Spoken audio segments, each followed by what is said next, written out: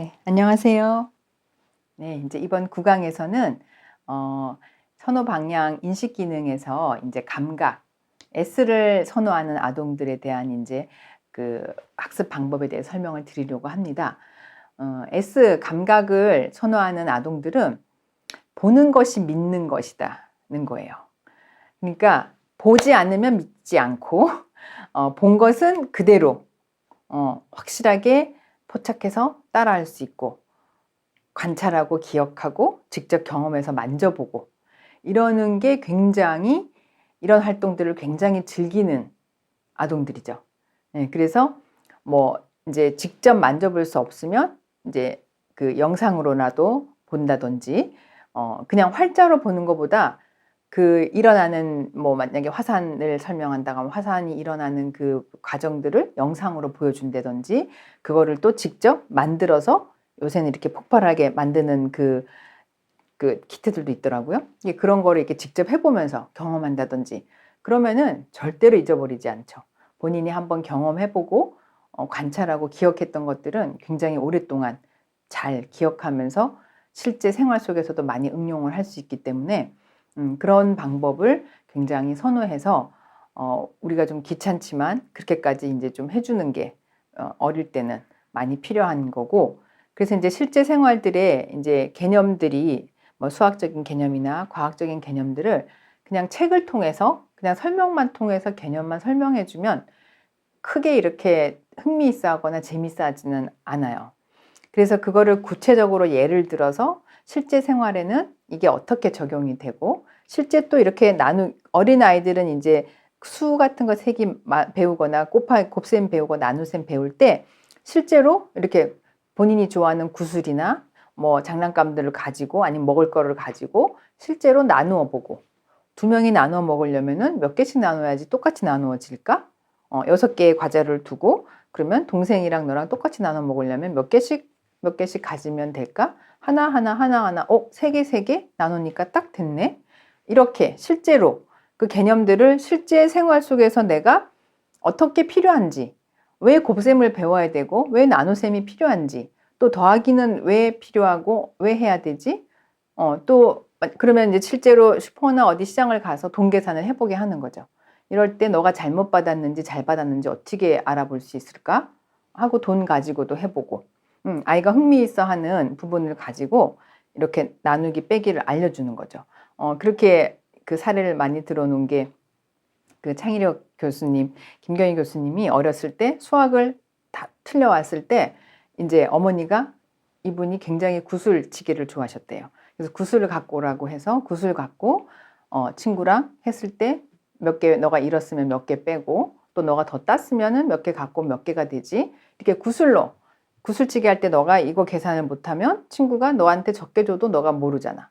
그러니까 이거를 알아야지 더하기랑 빼기를 알아야지 너가 이거를 제대로 계산을 할 수 있다는 걸 알려주니까 굉장히 흥미롭죠. 그래서 이렇게 열심히 따기 배워서 이렇게 하는 그런 게 굉장히 필요한 아동들인 거죠. 그래서 실제 생활에 필요한 것들을 이야기해주고 이제 한 단계씩 이제 새로운 자료들을 이제 이용하게 도와주는 거.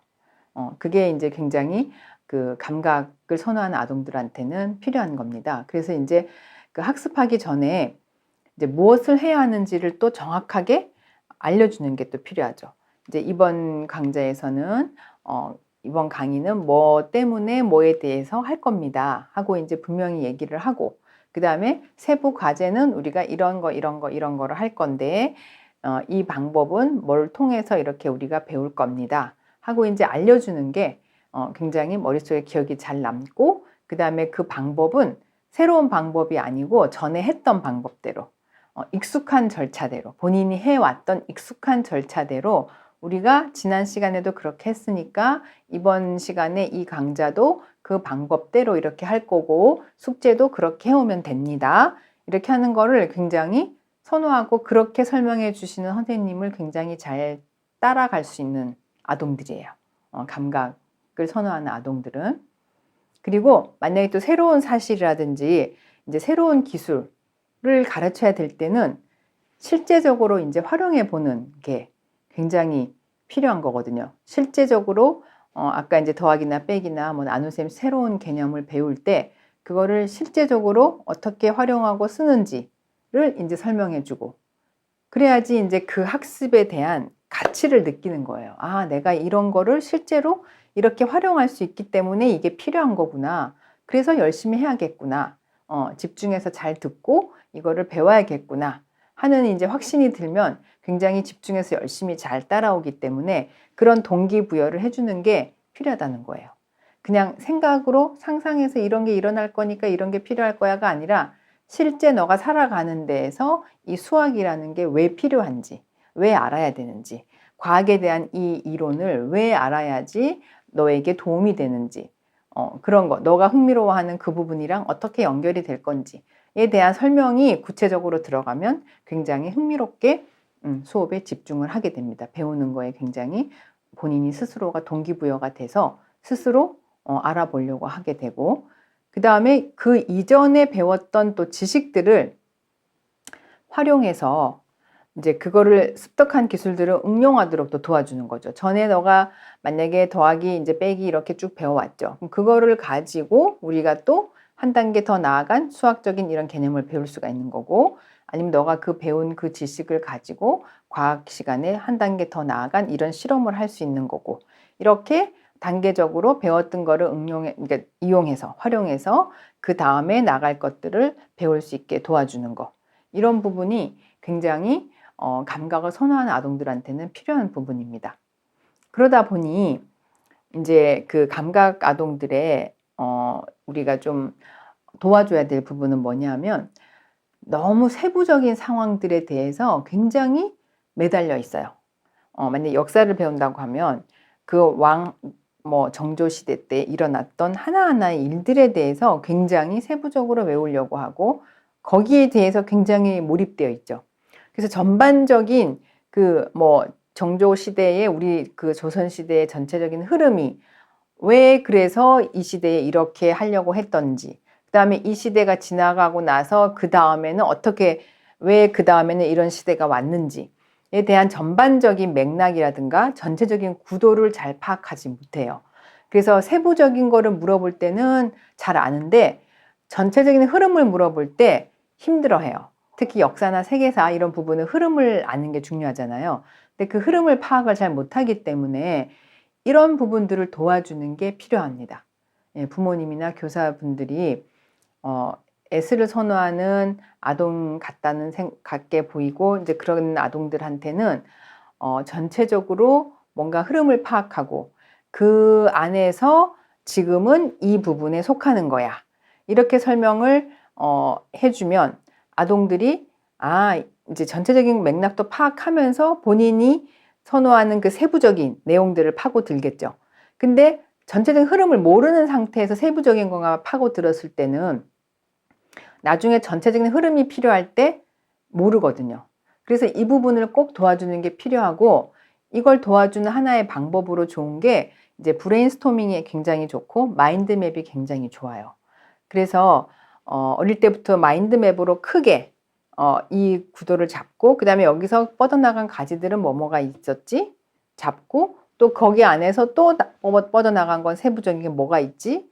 해서 큰 줄기를 바탕으로 해서 본인이 알고 있는 세부적인 게 어떻게 연결되는 건지를 파악할 수 있게, 그리고 그걸 눈으로 볼 수 있게 그림으로 그려주는 그 마인드맵 공부 방식이 굉장히 감각을 선호하는 아동들한테는 도움이 됩니다.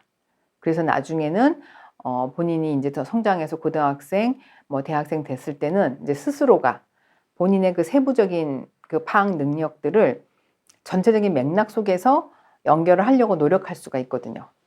그러다 보면 전체도 파악하면서 세부적인 것도 볼 수 있는 그런 사람으로 이제 성장할 수가 있기 때문에 어렸을 때 학습할 때 이런 부분을 도와주는 게 굉장히 많은 도움이 되기 때문에 꼭 제가 강조를 드리고 싶습니다.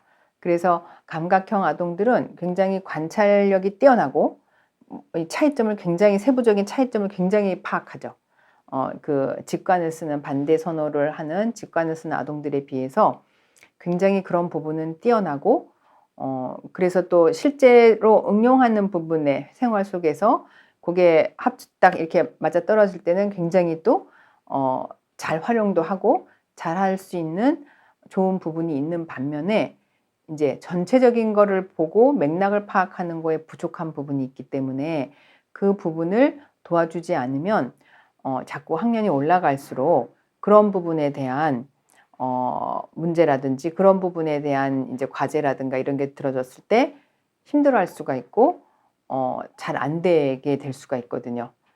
그러니까 이제 어렸을 때부터 학습 습관을 그런 방식으로 전체적으로 보고 맥락 속에서 세부적인 내용을 파악할 수 있게 도와주는 마인드맵이나 그다음에 여러 가지 생각들을 다 쏟아놓고 브레인스토밍해서 이거를 분류해서 또 나눠보고 하는 이런 작업들을 자꾸 해주다 보면 이제 스스로도 그렇게 할 수 있는 역량을 가질 수 있기 때문에 이 부분을 이제 주의 깊게 우리가 살펴보고 도와주는 게 필요할 것 같습니다.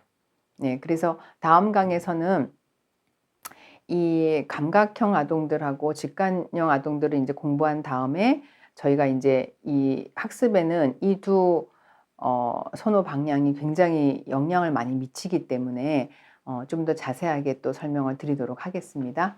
네, 그럼 다음 강좌에서 뵙겠습니다. 네, 감사합니다.